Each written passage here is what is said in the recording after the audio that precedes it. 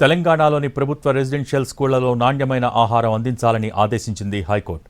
నాగర్ కర్నూల్ ఉయ్యాలవాడలో కలుషిత ఆహారం తిని 111 మంది అస్వస్థతకు గురైన ఘటనపై హైకోర్టు ఆరా తీసింది.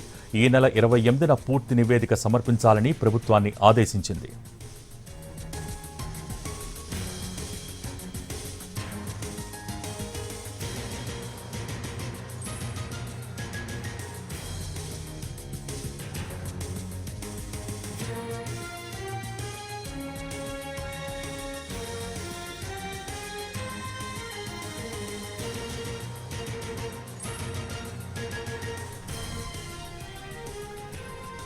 తెలంగాణలోని ప్రభుత్వ రెసిడెన్షియల్ స్కూళ్లలో నాణ్యమైన ఆహారం అందించాలని ఆదేశించింది హైకోర్టు.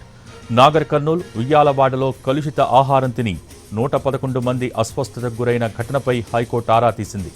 ఈ నెల 28న పూర్తి నివేదిక సమర్పించాలని ప్రభుత్వాన్ని ఆదేశించింది.